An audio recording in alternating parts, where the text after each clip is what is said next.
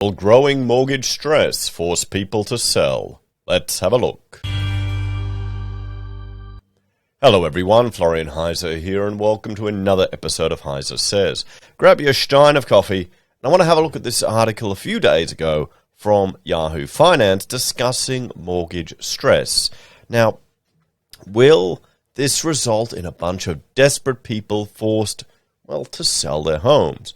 I would argue that the majority of people who have bought houses to live in are kind of attached to them. So they'll do whatever they can to hold on to them. And, investors, rental yields are still pretty good. We just spoke to a family member who's renting out a property. Nothing special. Little specky. It's a nice home, well-maintained. I think 3-bed, 2-bath with a double-car garage. Tiny yard. On the Gold Coast, over $700 a week. So it just shows you how far removed I am from the Gold Coast market at the moment. It's just going crazy. So there are going to be people there who, even if they start feeling a bit of stress with their investments, the return that they should be getting on it should help them get through. Now, let's have a look at a definition I want to bring up. Bear with me as I find it. We want to look up mortgage stress. Nope, that's the wrong one. Let me just find the correct data source. What I want to look at, I'll look at housing stress because it's similar. This is not just for those in a mortgage. It's renters as well. And, when you're seeing how high rent is going, bloody oath, there are people in housing stress too that are just renting. Housing stress is typically described as lower income households that spend more than 30% of their gross income on housing costs. Now, lower income, everyone. It's not wealthy people spending 30% of their housing costs or their income on housing. They're not going to be affected by the same amount of stress as someone on lower income. And let me bring up this chart here to just show you the differences in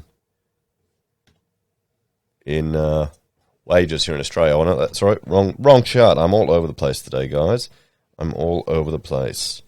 That's wage growth, unemployment. This is job ads, building approvals. Hang on. I'll find it. No, I won't. I'm sure I'll be well organized and cut this out of the video. Oh, here we go. This one. No, I'm not. I'll just leave it in. This is showing you the different income levels, different income groups here in Australia. You've got highest, over $2,000 a month. You've got middle, just under 1,000. You've got low, adjusted low, under 500, like $430. Australia is not. We're an egalitarian society, but it's definitely dividing up into those that are doing well and those are not doing quite as well. And then you got those that are just struggling. That's growing more and more here in Australia. In some ways, with regards to property, it feels like we're turning into Europe. So let's have a look at this.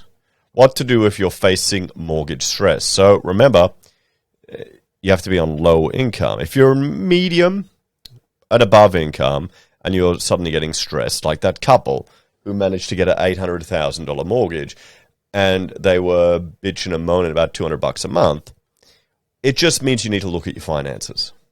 And it could be the first time that you ever actually had to properly do it. You can, she'll be okay. I'll spend a bit of money here, piss some money away on that. There are times in your life where you can do that. But then you kind of get slapped with reality and you got to take stock. I think that's what's going to happen to a lot of Australians. But then we're going to see that manifest in discretionary spending, and that's going to affect the people in retail jobs and the lower socioeconomic and lower skilled part of the country. They're the ones that are going to feel it, which kind of sucks. So, Aussie mortgage holders are set to be paying hundreds extra per month as the RBA raises rates by 0.5 percentage points, taking the cash rate to 0.85. Yeah, well, that's happened. For many Australians who have a mortgage, this price hike adds extra financial stress to their repayments, will rise along with soaring costs of living, with wage growth remaining sluggish. Well, yeah, cost of living is going up, and it's just going to get worse. And wage growth sadly depends on the individual. Okay? You can't expect... Do people expect to just sit in a job and just get a pay rise if you haven't got promoted or increased efficiency or done something novel or innovative? Tell me in the comments, guys. I'm not an employee. Okay, I haven't worked for someone for a very long time. I'm a small business owner, so I kind of have a different perspective. I've worked through university in architectural practices, and I taught at the uni. Then I did a year and a half in a government department, and I got out of that. The APA, Architectural Practice Academy. It was kind of unique. And then I started to practice. So, and I always assumed that, wage growth would be similar to project wage rises. It's dependent on your ability and skill. Maybe I'm just out of touch, eh? That could be it. I'm just becoming an out-of-touch old boomer. So, if the bank were to pass on this rate in full, Rate City data shows the average borrower with 500 grand debt and 25 years remaining will see their repayments rise by 133 a month or 197 in total if counting both the May and June hikes. The good news, however, is that there are some steps homeowners can take right now to ease the squeeze on repayments. Finder money expert Sarah Megginson said, there are a couple of quick actions Aussies can take immediately. The first step is to compare your current interest rate with what's on offer in the market. Megginson said rates varied substantially between lenders, with the difference between the lowest variable rate and highest variable rate around 1% at the moment. From there, Megginson recommended asking your current lender for a better deal. I once got 0.2% reduction instantly by calling up. That's just general good advice anyway. You should keep them on their toes. But the concern is here, if we start seeing people get into negative equity, they may not be able to shift anymore. Or the bank may up their interest rate if they're a higher risk, or may insist on people putting more money in. So, if that doesn't work, she recommends checking comparison sites to find a better deal. It really doesn't take that long. It can feel intimidating and time-consuming. Rate City Research Director Sally Tyndall said many people thought a rising interest rate environment was a bad time to be renegotiating with the bank or shopping around for a better deal. But in many cases, it's not true. Banks still need to keep new business rolling through the door, and they're typically doing it by offering sharper discounts to refinancers willing to switch. When it comes to refinancing, she said there are a few things to consider. First, mortgage holders that have been paying down their loan for a few years may have a bigger bucket of equity is useful. Having extra equity in the home may mean you no longer have to pay lender's mortgage insurance, which is a one-off premium added to your loan, designed to protect the bank if you're unable to repay the loan. A smaller debt balance also means lower repayments, she said, adding, if you choose to take out another 30-year loan, that may mean you end up paying for the loan a bit longer unless you make extra repayments. Yeah, okay. I guess if you're in trouble, that's the reason to do it. And then hopefully when times get good again, you just chuck more money on it. You hit it. There's one viewer was commenting how they've, the video I did about living on $250,000. One guy was saying, I barely get by, or 70% of my money every month is going on my mortgage because he's destroying it, which is really good. You want that to happen. You want to decimate it. You want to more than decimate it. You want to, 4x decimate it. You want to get rid of it. Megginson also urged refinanciers to look for incentives such as cash back, offers that banks and lenders use to sweeten the deal and make the move. We had one viewer, a doctor. He played one bank off the other. He got $3,000 offered to him, and then his bank met the deal, and the other bank said, you know what, stay there for 30 days, take their deal, then come back to me, I'll pay you $3,000, and you'll get another deal. So he went boom, boom, boom. Good on him. Some cashback offers can be as much as $2,000 or $3,000, which can be used to pay for the discharge fees on the former loan, as well as being put towards paying down the loan. Choose between a fixed rate and variable rate is another point to consider. While you're probably going to be paying 4% or more for a fixed rate loan, she said, people may be willing to take this higher rate in exchange for security. I'm still struggling to meet my repayments. Now what? Well, then you're in trouble. I mean, this is the cash rate, guys. I actually went to the effort of updating the chart some time ago, and I didn't update the date. You know what? I'm going to do that on the fly now, so I remember. It's title edit. You know what? Yeah, we go. You can see here. We'll change the date. Boom. There, look. You've seen it. Done. Done. Let me save. I love this. I had a friend ask me how I make the videos, and I use vMix, if anyone's interested. Australian software, Australian made on the Gold Coast, that lets me, like I'm streaming.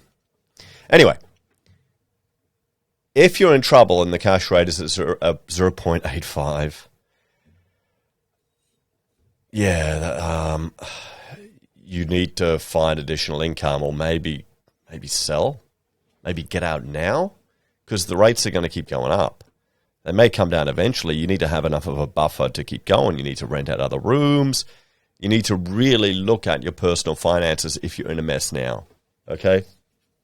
Because that ain't good. This is funny money rates, what we're getting now. Money is so bloody cheap. It's not going to be like this forever. It's insanely cheap. Why do you think all of us locked in at under 2%?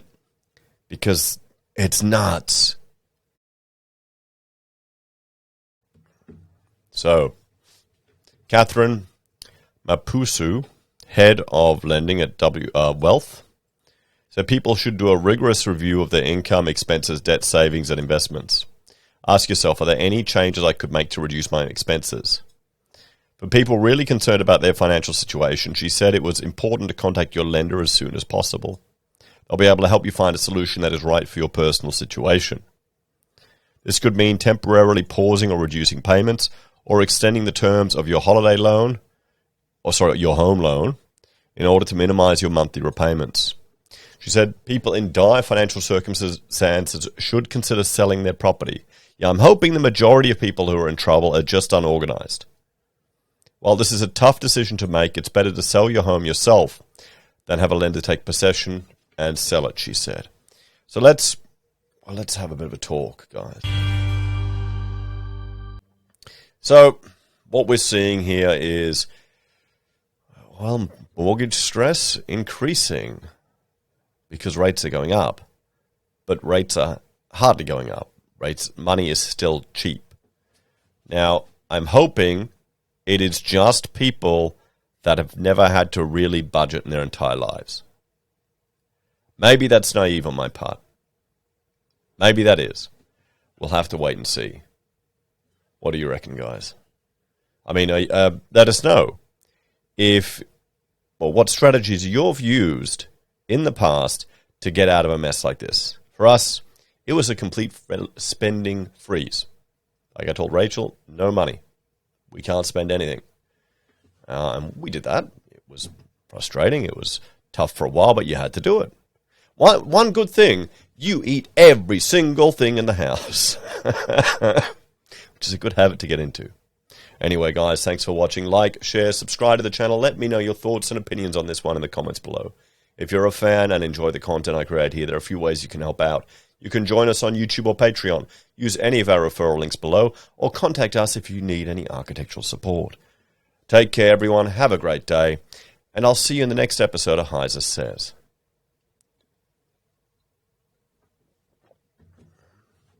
How can you be under stress now? The money's just too cheap. We'll be telling our grandkids how cheap it was. They'll be pissed.